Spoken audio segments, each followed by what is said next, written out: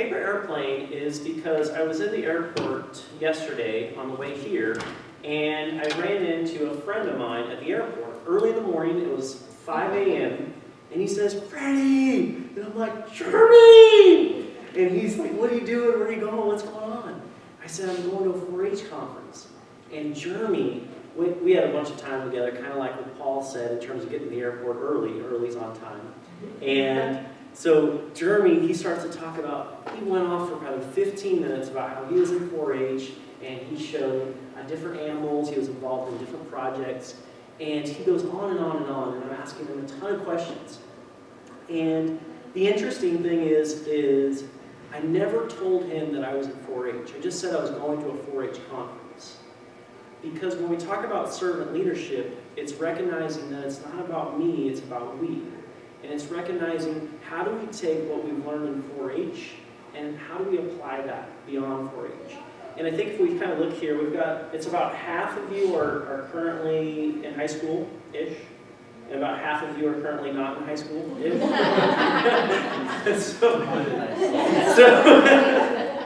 So we'll kind of blend the two together.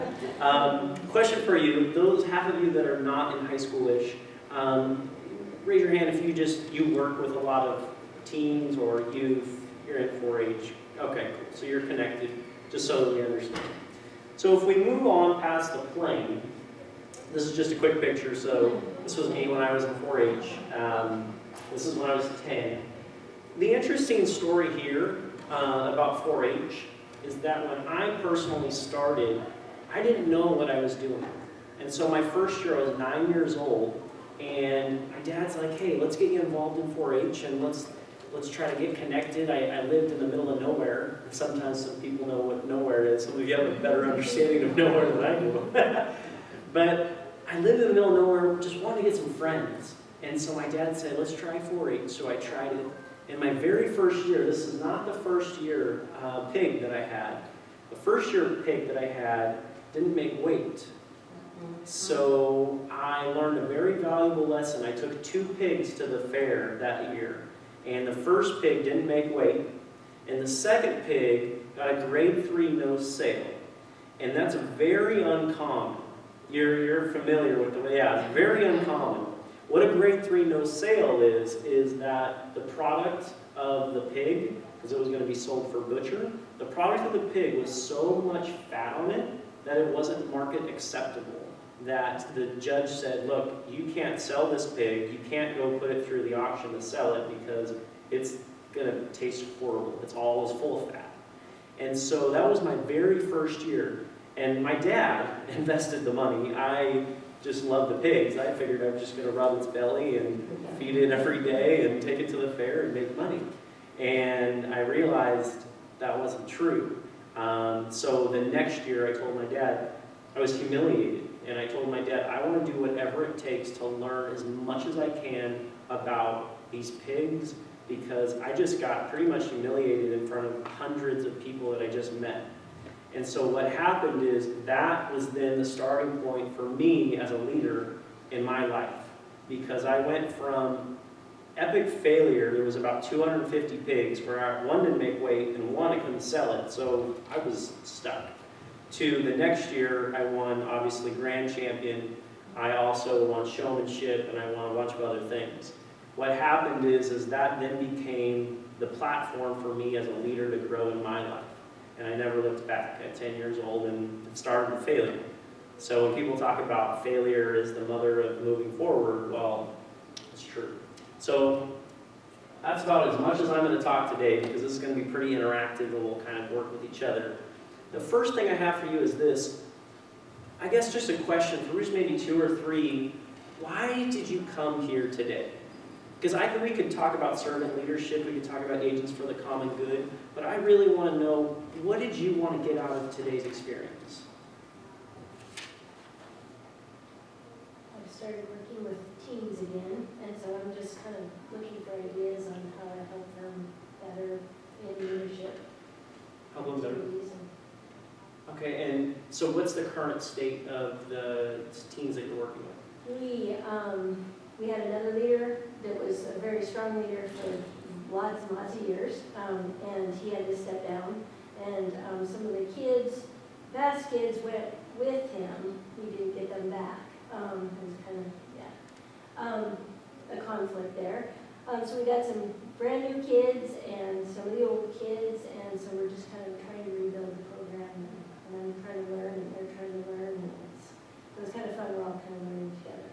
Okay, so it's kind of, if I'm hearing you right, it's trying to get your students engaged and have them feel connected, belonged, and how can we take that forward? Right. And your name one more time. My name's Kathy. Kathy. Kathy. All right, cool. Maybe one or two others while you're here.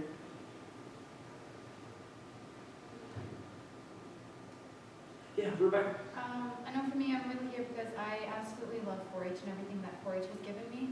But I do know that when I graduate and pass everything else, I don't know if I will still have a prominent role in 4-H, but I still want to use everything that was in it to go forwards and try to help others, or help specifically youth, because I really do think we should hand more reins to them than we do. I know we're reluctant because we don't think that they're as strong or as smart, but they are. Very cool. Yeah, as you're sharing, I was kind of thinking, wow, because Fiona and Nikita, did I say that right? It was close. We were talking about in terms of 4-H camp.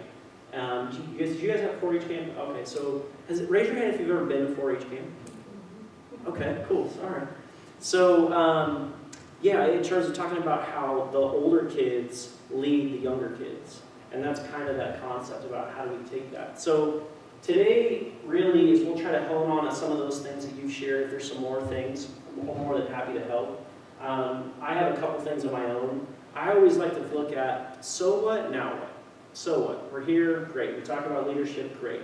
Now what? What are we going to do to actually apply a couple of the things that we talk about within ourselves to be better back in our communities?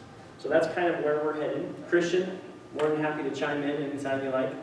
Christian, we were chatting real quick. Do you want to share a little bit about your experience? Or with what specifically? just with leadership, 4-H?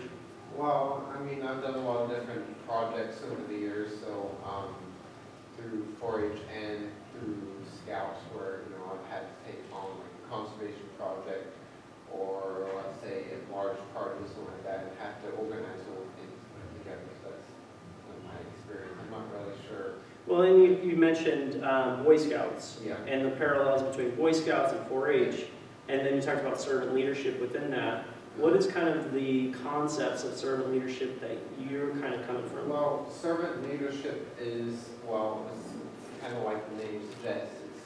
It's leadership for serving others, and it's not, there are certain characteristics of servant leadership which include kind of getting down there and helping them and not just giving instructions and expecting it to be helped, just done magically. And then, I don't know, this is kind of the advantage of using like the EDGE method, which is a way of teaching, which is explaining I can't even remember it now, but I'm not going to bother, but it's basically what it is the process of teaching when you show someone and then you guide them through it, and then you kind of enable them and you slowly work your way off and allow them to do it on their own, and various other things like that. So it's kind of as a whole, the style of leadership.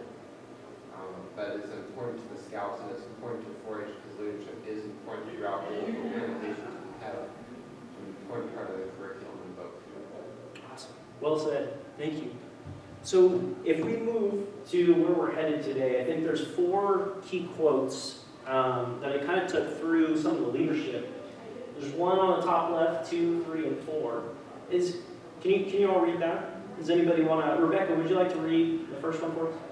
So alone we can do so little, and together we can do so much. Helen Keller. And the second one we've got, a leader is best when people barely know he exists, he or she. When he or she's work is done, he or she aims to fulfill, they will say, we did it ourselves. Lao Tzu. Number 3 down here, would somebody like to take number 3? Yes, please, Brandon. Find out who you are and be that person. That's what your soul was put on this earth to be. Find that truth, live that truth, and everything else will come. Ellen DeGeneres. Anybody know who Ellen is? So, yeah, that's truly in terms of finding the authentic self within yourself, and then how, when you know yourself, do you take that and apply that to others? And the last one by Winston Churchill, we make a living by what we get, but we make a life by what we give. And if you take anything away from today's servant leadership, it really comes down to that last word by Winston Churchill in terms of give. Because servant leadership is always about what can I give as opposed to what can I get. And so we'll move on in just a second. But I encourage us real quick before we talk about what is leadership and getting into the servant piece of it. Within your tables, if you can, just maybe introduce yourself. I know some of you kind of scooted in, but if you can introduce yourself and then share, if you had to pick 1, 2, 3, or 4, which quote of these 4 means the most to you, connects with you, or has some type of higher meaning for you. So if you can do me a favor, just share within yourselves, introduce yourself, and which quote connects with you the most. And I'll give you just about 5 or 6 minutes, and I'll bounce between the tables. Thanks, guys. So my name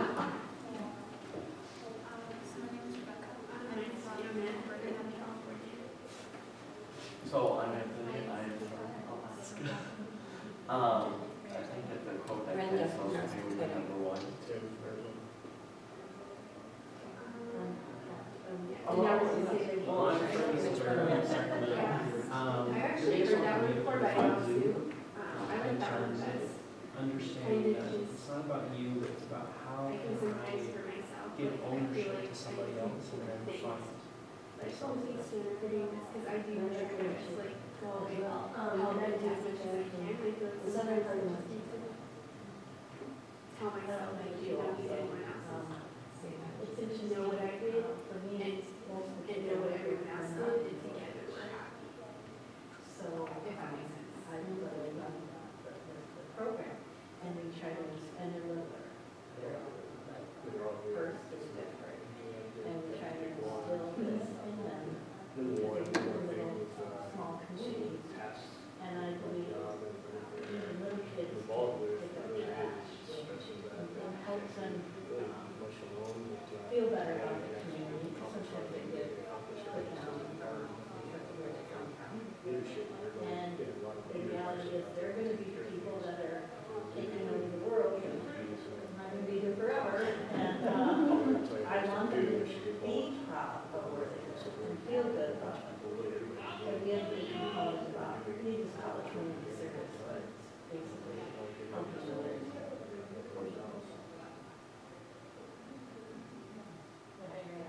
Leadership and servant the situation you're trying to empower, so everybody takes that. And for acceptance. Success. I actually like everyone, not just the leader, they should just feel like they're helping everybody else do the same job. Together, not singularly. So it's not working. I like this, like everyone's a leader, like I don't feel like this, oh, this person's in charge. Yeah, maybe they know more information and know how, I wonder, I'm curious how everyone it does it played out for together. you during the fires, and if you were I affected learned from by fires. Winston Churchill, and I definitely admire him as a leader.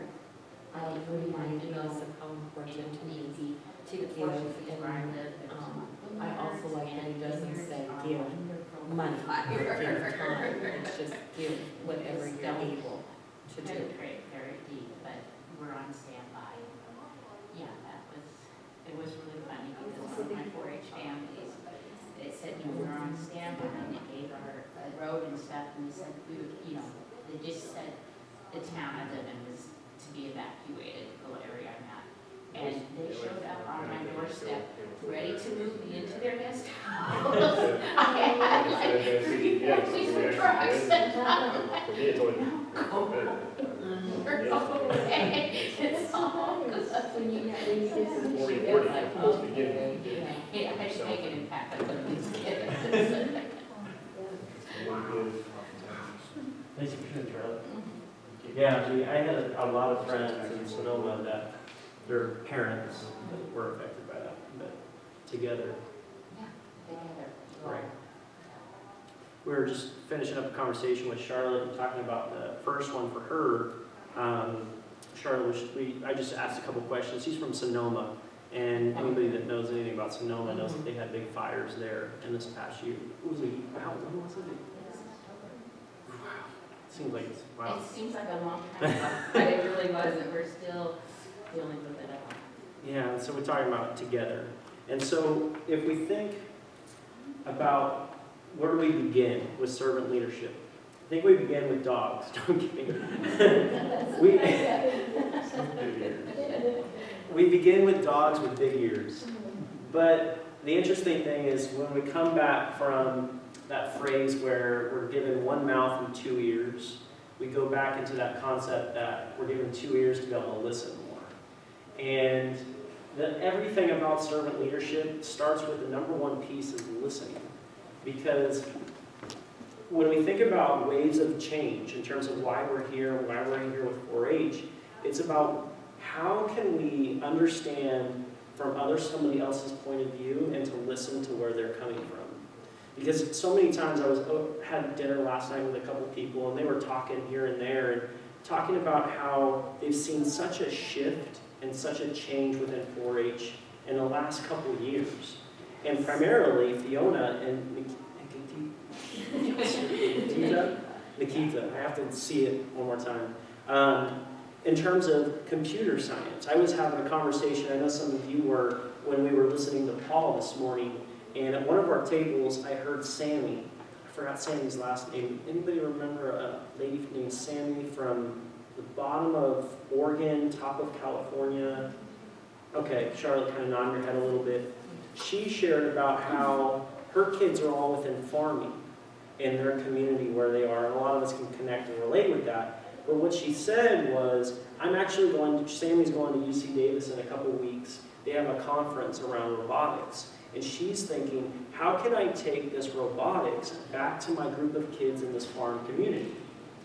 She said that some of the older people in her 4-H chapter, some of the older men and women, have given her some flack for why are you taking all this time and energy to do these robotics with these kids? I mean, we need to get them into the pigs and the horses and the horticulture and the cooking classes and whatnot.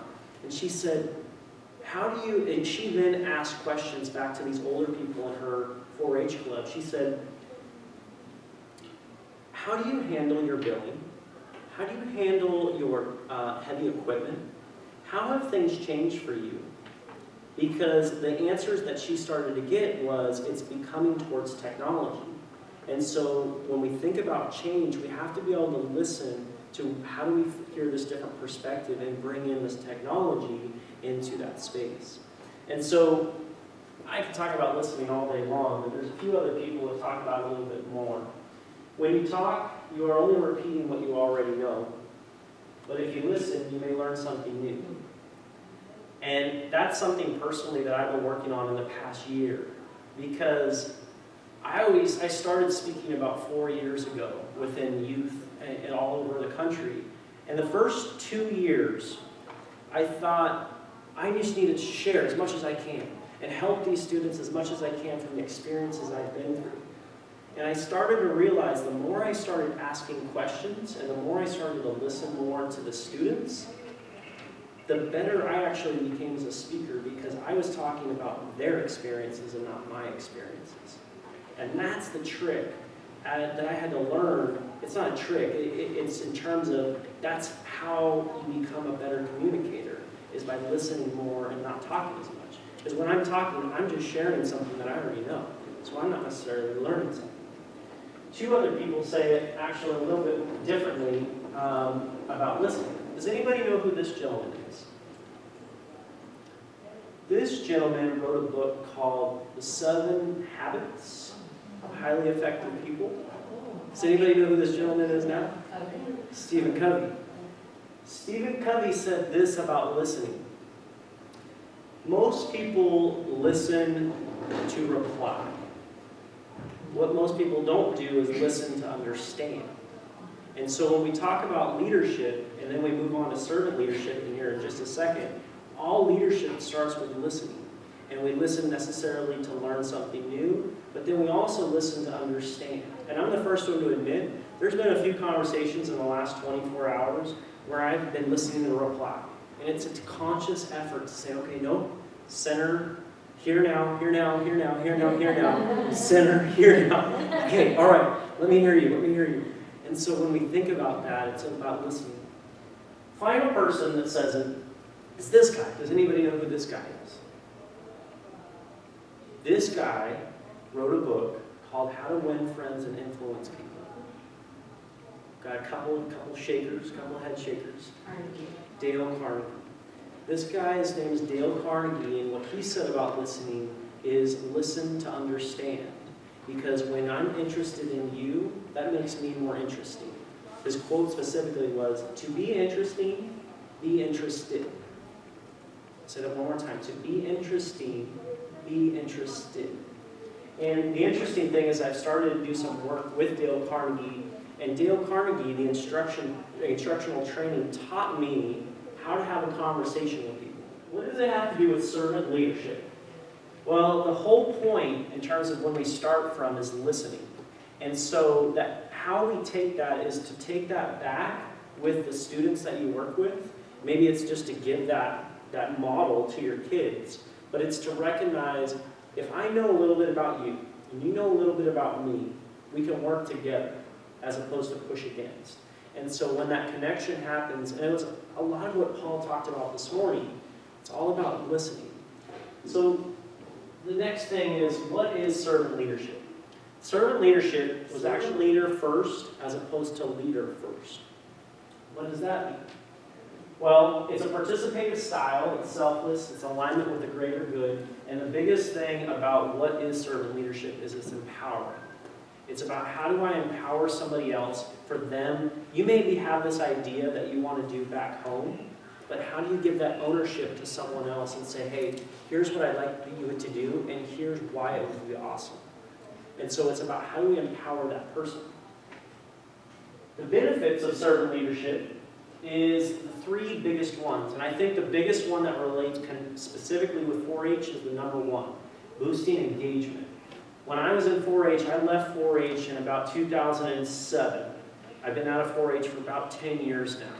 I was 18 then, I'm almost 29. And when I was in 4-H, the biggest piece for us is we were in Sacramento, and the part of Sacramento I was in was Roseville, California. Some of you know where Roseville is. Some of you are like, I don't know where anything is in California. So Roseville is this town next to Sacramento. It's not very country. It's pretty, it's got all the nice fancy malls and stuff. It's very city slicker type. It's not like Montana. Or something. Or Alaska, right? That's probably a better example. And so the biggest thing was the city was starting to kind of overflow, and we were losing that engagement. And so what I could have done back then, and didn't, I tried to do it, but I was a teenager. I was still trying to figure out life, but it was listen more in terms of we lost so many people in the Sacramento area because it just became so big city-wise that people lost that 4-H sense. And it's been a struggle for us, and it still kind of is. The challenge is, how do we change? The waves of change, because idealistically, where I grew up on about 1.25 acres. That's all now full of houses. And so 4-H was always this concept of animals. It's about livestock. It's about taking pigs to the fair. It's about, horses, cows. But it's not just about that. And you guys know that much better than I because you're living in it still. It's about how do we change with the environment that comes to us. How do we do more cooking? I didn't learn how to cook until 4-H. 4-H taught me how to cook. So I am here. I owe my life and food to 4-H.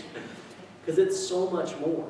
And it's about how do we adapt to the forces that are coming to us. For you, it might be something else. And you're kind of thinking in your head right now, yeah, okay, maybe it's not that city piece, but maybe it's this, maybe it's that. And so it's about where do we listen? The biggest one is, it's not about me, it's about we. So the next step in terms of servant leadership is when we start by listening, we then recognize, okay, where does this go forward? And the key is, and this is all stuff that you already know, but it's about understanding it's not about you, it's about them. I'll give you a great example of this. When I started speaking, I spoke about 4 years ago, and the first year I started speaking, I thought the best thing to do as a keynote youth speaker is, and this is nothing against this, I think it's great, but I just changed my ways because I looked at it from a different perspective. I would go and speak in front of hundreds of kids, sometimes thousands of kids, And at the very end of the day, it wasn't necessarily an egocentric thing, it was just, I thought this is a cool thing to do. At the very end of the day, as a youth speaker, I'd say, hey guys, let's take a quick selfie. All right, get in tight. This is about 3 or 4 years ago. So I'm like, all right, get in tight, get in tight, get in tight.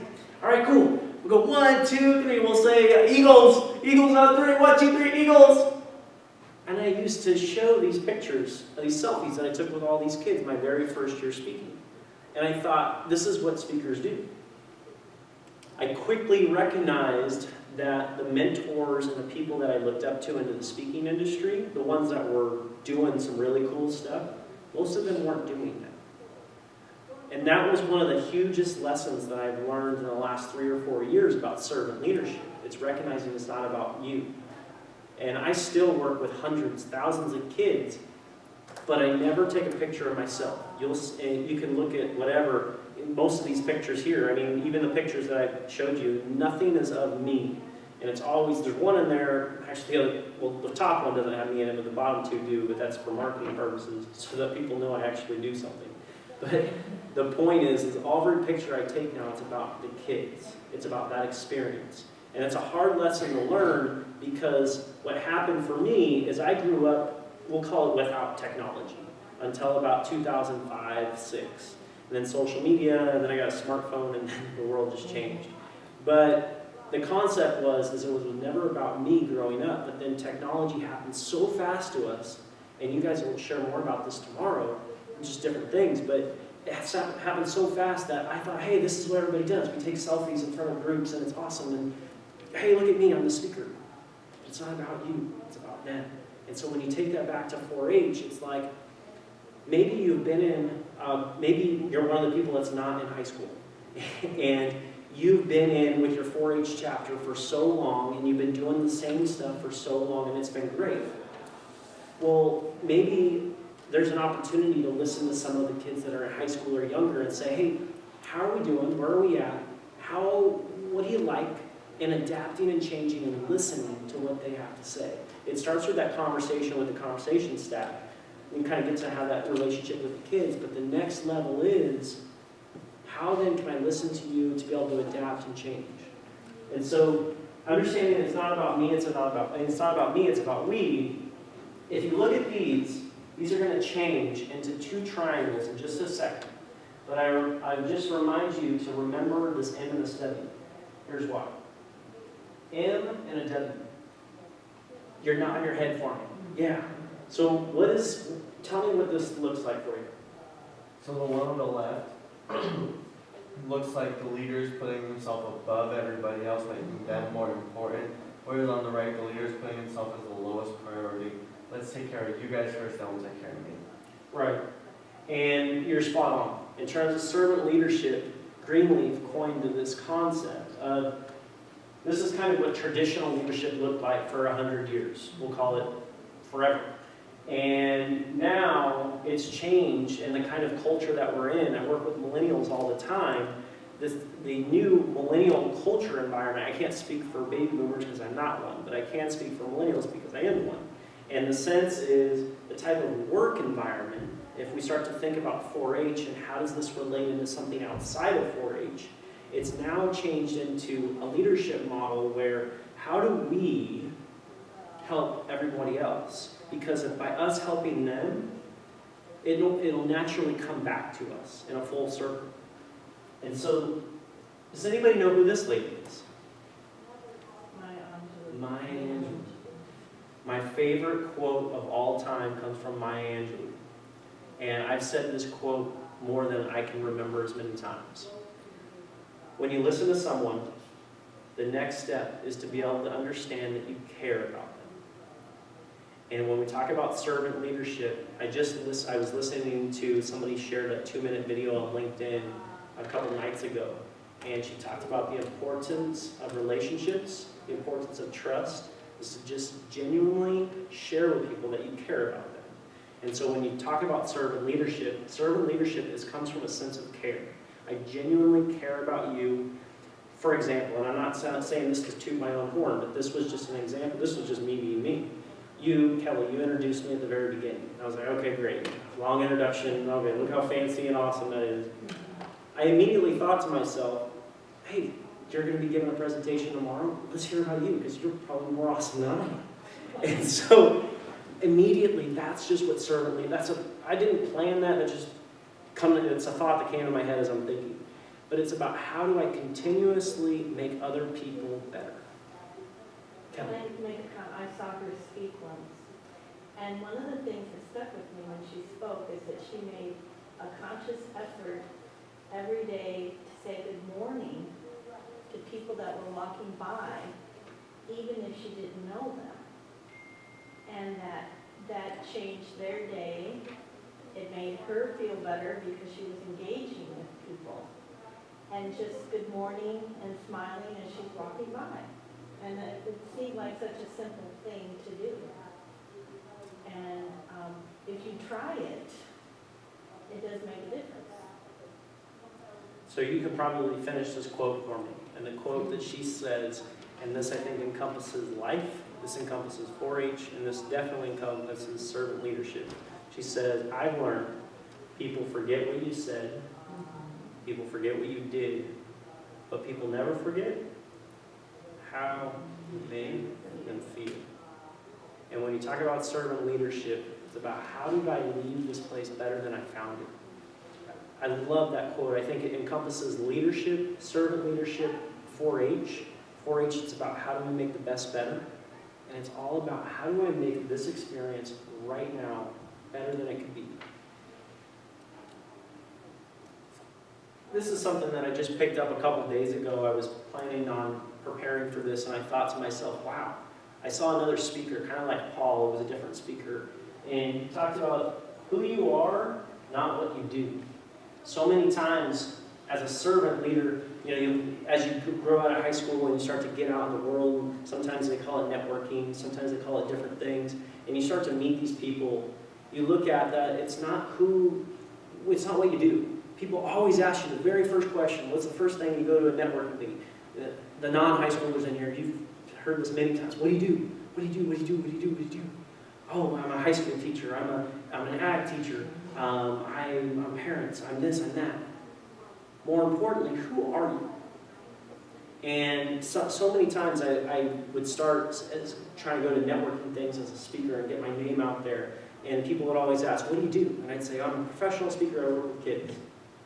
And then that changed into, I'm a professional hugger, because I stopped not liking the fact that saying I'm a youth speaker, and then it just didn't go the direction I wanted the conversation to go. So I said I'm a hugger. And I was like, okay, now people think I'm homeless and down my road. So I got to change that. So then I started to look, I'd say, I work with kids. And they say, oh. And I say, okay, yeah, well, let me tell you a little bit about who I am as a person. And that conversation went in a much different direction than what do you do. And these are just a couple of things, respect, empathy, humility. But this is in terms of who are you. And when you talk about servant leadership, it's understanding who are you and where does that come from. Hey there, neighbor, who are you? So I'm going to give you an opportunity, maybe if you can, with just a different person, not the person you just shared, if you can kind of switch with somebody else. But if you can, I'll give you just 2.5 minutes. That way we can kind of get out of here a little bit early, and I got about 2 or 3 more slides to get to. But a quick conversation with who are you? And if you want to go with the same person that you just had that conversation with, that's totally fine. But we'll go for about 2.5 minutes. Who are you? These are, I'll put these back up here. These are a couple things. Who are you, not what do you do? We'll go for about 2.5 minutes. Thanks, guys. This is just who I am. This is what 4-H is all about. If you can't tell, I'm the guy at the top of the left, the goofball. You're like, where'd he go? This is my circle of friends from 4-H. I'm more tighter with these people in the entire world. I showed pigs with these people. I went to 4-H camp with these people. This is what 4-H is all about. And one of these people right here, this gal in the pink top on the bottom, her name's Jennifer Rossiter. She's now actually a FFA ag teacher. And I said, hey, I'm going to be talking about servant leadership. And I sent her a text a couple nights ago. Can you just kind of give me some inspiration about what might you share with these people? And this is what she said. She sent me a text. Here's the text right here, so you know it's a text. She said, 4-H allowed me to express my true self. It was a place where I didn't feel judged. The family, friends and family together, the family I made from the program, which I'm sure is similar to FFA, is the sense of community and a feeling of acceptance. We surround ourselves with people who we are different with, but we all had the same thing in common. It was a feeling of unity. And this is who I am in terms of 4-H and leadership. 4-H did a lot of things for me because it set a foundation for who I am as a person, for ethics, for values, and for leadership. Uh-oh. Uh-oh. They turn it off? Our batteries. Oh, here we go. Simon Sinek said this, start with why. There's a book about it. I encourage you to check it out. Some of you nod your head, you've seen it. This is pretty much the basics of it. When you talk about leadership and what are you doing, if you come from a place of why first, then it's much more powerful. He uses an example about Apple. Apple, they do a great thing in terms of their marketing. They talk about why this is product's important. They don't talk about the product. Who, what, why. How to be a servant leader, it's care. We talked about that in terms of it's all about care. This is the final piece to servant leadership. It's not about what we get, it's about what we give. Servant leadership is really 3 concepts. If we start with listening, we put care into that from Maya Angelou, and we finally give. We look at servant leadership is about how can I help build other people? Because what I've realized is the more I've helped people, the more it's helped me. Not necessarily for a beneficial reason, but it's made me a better person. And I was looking for some inspiration, and I thought about this right here. This is servant leadership. Because what this is this is a handmade, you can tell it's pretty interesting. I didn't do this. This whole piece right here talks about servant leadership. Because, and I'm still not even 100% sure what this is. But I went and had an opportunity to study abroad in Tonga, which is south of Fiji and the Solomon Islands, next to New Zealand and Australia. And that is the first conversation about servant leadership before it even gets to this. Because this was at a time in my life where I actually came out of being homeless. And I went off to a college that was pretty expensive and was able to get 90% of it paid for from financial aid scholarships through the state of California. I then was in college and wanted to be able to study abroad. And I didn't have the money to do it it's just where I was coming from. And I recognized that there was a scholarship to be able to study abroad. I applied for the scholarship, I got the scholarship, but it didn't pay for the whole study abroad experience. And so I still didn't have enough money to go study abroad. A teacher by the name of Sue Fallis, she spotted me $700 to be able to go on the trip out of her own pocket. Servant leadership is Sue Fallis because it was not about her. She recognized that this experience would make a big impact on my life. Where does this come from? I went to Tonga and I met a couple high school kids at the time. They were 14 years old and I was 20, 21. I was in college studying abroad. And I met these high school kids. I don't remember their names. I wish I did. But I said, hey guys, how you doing? And they said, oh, it's good, blah, blah, blah. You want to go to food with us? So they took me to food. It would be like our version of KFC, but it's not KFC. It's like their version of it. So we went to KFC and we had a conversation. I listened, I cared, I gave my all to these kids just about what the States was like, what life was like back here. And at the end of the day, the kid said, where are you staying? I said, I'm staying at a resort. And he said, okay, cool. Do you mind if I come stop by? Tonga's it's country, but it's like 20 minutes, the whole thing, it's small. He said, do you mind if I stop by your resort later this evening? I said, yeah. He gave me that. Servant leadership is not, that's the whole point. I think that story encompasses everything that I've shared when we talked about servant leadership. It's recognizing it's not about you, it's about them. It's about listening, it's about caring, it's about giving. Because when you give, that is one of the biggest examples of when you give to the kids in 4-H, that's what you get back. And I still have, it's one of the only things that I still have from just moving forward. And the last thing is, I don't know if the clicker's gonna work or not. Oh, it did work. Does anybody know who this guy is next to Oprah? He's not a very common name. He was pretty big in 2009 because his book came out. Here's his book. It's called The Last Lecture. I don't work for Randy Posh, but I just have the book and I love the book. I'm not endorsing anything. Randy Posh wrote The Last Lecture. This book has been one of the biggest impacts in my life, and it's all about servant leadership. In this book, the biggest quote that I took away is this. He says thousands of quotes, and some of you nod your head, you're like, wow, Randy Posh. He was a computer science instructor at Carnegie Mellon University. And in this whole book, if you don't know about Randy Posh, he got diagnosed with cancer. And he had a couple kids and a wife, and he's a young guy. This was him within a year of passing away. And he was a college professor.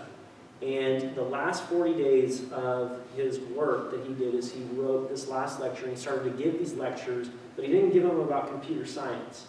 He gave them about life and about what's important in life. And the biggest quote that I took about it, it's all about servant leadership, is it's not about how to achieve your dreams. It's about how to live your life. If you live your life the right way, the karma will take care of itself, and the dreams will come to you. Now, some people go different ways with karma. I would replace it with character, if that's how you view karma, character. It's not about how to achieve your dreams, it's about how to live your life. If you live your life the right way, the karma will take care of itself, and the dreams will come to you. Randy Posh made a huge impact on me because that was the same time that I was coming out of being homeless. And that book, for some reason, connected with me, and I was looking at it, and it made a huge impact on my life. And so, the next final piece is, if my clickers will work. The final takeaways from today is the three things that I kept sharing, and this is it. The why, the how, and the what, that's what Simon Sinek said, start with why. If you start with why in terms of listening, when you go back to the 4-H groups, or go back to your communities, go back to wherever you came from, Mars, I don't know, I'm kidding. I need to work on my humor. I'm not a very good humorist, but I know it's something I need to work on as a speaker. I'm not very good with humor, but I try to be. But when you start with why, and it starts with listening, then the how to do that is to care. Finally, it's give. Final thing I'll say is this. I'm a firm believer in ending on time, and we're going to end early a little bit. I worked with Leon Panetta, as Kelly said. I was blessed and fortunate enough to study under him at the Panetta Institute for Public Policy and Leadership. And in that, this was the quote that he said, if you're going to take anything away from Panetta, this is what he said about leadership. Effective leader unites and motivates us, encourages, influences. A leader earns respect through many traits. Behavior is what it's all about. Habits is everything. And that's the servant leadership piece. This is the final thing I have. This is my 4-H. What is this called again? The hat? I didn't know if that was a hat. I didn't know if that was a special thing or something. But yeah, it was just cool. I was trying to prepare for this, and I just thought, you know, I'm still not quite sure what some of this stuff is, what it means. I forgot. It's been a long time, but 4-H was everything. This is my 4-H hat. I don't remember what all these are, but this was it. So that's me. That's my contacts. There's